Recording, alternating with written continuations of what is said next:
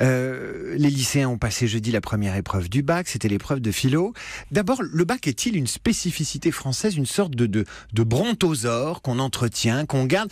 C'est ce qu'on ressent quand on lit les commentaires en disant c'est une vieille chose.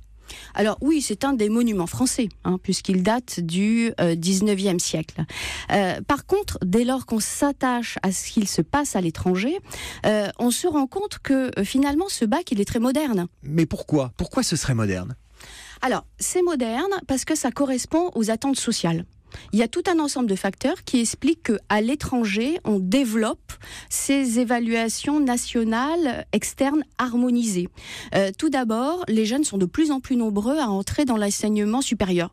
Donc, ils ont besoin d'un diplôme qui ait une vraie reconnaissance nationale pour avoir une égalité dans l'entrée à l'université entre les différents étudiants. Si on fait un tour d'Europe des bacs et équivalents européens, qu'est-ce qui se passe? Que font les autres exactement? Par exemple en Italie, en Allemagne, en Espagne, à quoi ça ressemble? Comment ça s'appelle d'ailleurs? Dans les pays qui ont développé depuis les années 2010 l'équivalent des bacs, on peut avoir, comme en Belgique francophone, comme en Norvège, comme en Autriche, finalement un nombre par exemple de matières très différent. Dans certains cas, ça va être 3-4 matières. Dans d'autres cas, au contraire, on est sur l'équivalent plutôt d'un bac à la française, très robuste, avec un ensemble très large de disciplines qui sont évaluées.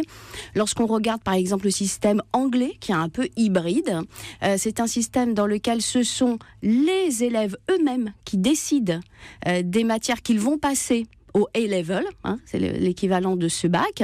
Ils en prennent 4 ou 5, parce que dans le modèle anglais, on pense que les élèves vont réussir quand ils choisissent eux-mêmes les disciplines dans lesquelles ils vont poursuivre au lycée. Il n'y a pas de filière dans l'école anglaise, voilà, par exemple.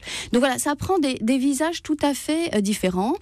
Dans les pays où il n'y a pas de bac, par exemple les États-Unis, c'est très intéressant. Il y a à la fois le contrôle continu, des tests standardisés qui sont passés par les élèves, et aussi très important, on leur demande quelles sont leurs motivations, et très important aussi, on leur demande ce qu'ils font en dehors de l'école. Et on les juge aussi sur leurs engagements citoyens, sportifs, artistiques en dehors de l'école. Donc on n'attend pas seulement un bon élève, on attend un jeune qui est plus complet. Ça, c'est intéressant. C'est une façon aussi d'orienter qui est plus complète qu'en France. Nathalie Mons, quand vous dites il y a un mouvement d'homogénéisation des bacs en Europe pour avoir un étalonnage commun. Est-ce que ça veut dire qu'après le bac, l'hypothèse que les bacheliers français aillent faire des études en Allemagne, que les Anglais viennent en France, est de plus en plus probable et que c'est pour ça qu'on a besoin d'un bac assez homogène en Europe?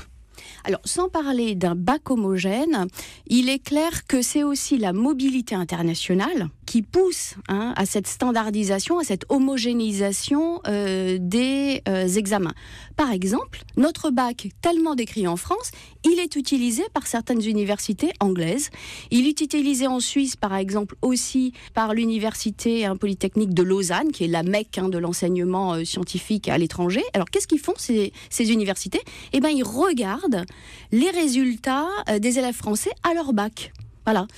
Donc on voit bien que si nous on le décrit à l'étranger, au contraire, il va servir à recruter les meilleurs élèves. Dans 10 ans, à quoi ressemblera le bac en France? Est-ce qu'il aura changé ou ça va rester pareil? Je crois qu'à 10 ans, ce qu'il faut surtout réfléchir, c'est comment on passe du lycée à l'enseignement supérieur. Évidemment qu'il faut garder un bac, en ce sens où il faut garder un examen national qui puisse envoyer un signal précis sur les compétences des élèves, mais par contre, il faut réfléchir aujourd'hui à son organisation. Il peut certainement être amélioré, notamment aujourd'hui, il est trop lourd en termes de disciplines qui sont passées au bac. On est dans une logique française. On pense que tout ce qui est enseigné au lycée doit être évalué. Non, ça aussi, c'est tellement français. Il faut certainement évoluer par rapport à ça. Moi, je crois qu'il faut quand même s'intéresser à ce qui se passe à l'étranger. C'est-à-dire que cette vision malthusianiste française qui consiste à dire qu'il faut donner le bac à moins de gens possible pour leur barrer l'entrée dans l'université, là aussi, c'est très franco-français. Qu'est-ce qui se passe à l'étranger? Regardons par exemple les États-Unis. Qu'est-ce qu'ils font? Ils ont, dans les premières années de l'université, ce qu'on appelle le college. Le collège, finalement, c'est l'école où on apprend à devenir étudiant. C'est un cycle propédeutique. Il sert finalement à prendre les lycéens et puis à leur apprendre les méthodologies de l'université qui sont tellement différentes. Voilà. Donc on voit bien qu'à l'étranger, on a des paradigmes différents. On sait qu'il faut faire venir le plus possible de jeunes pour la croissance économique, pour la cohésion nationale, pour la cohésion sociale, de plus en plus de jeunes dans l'université.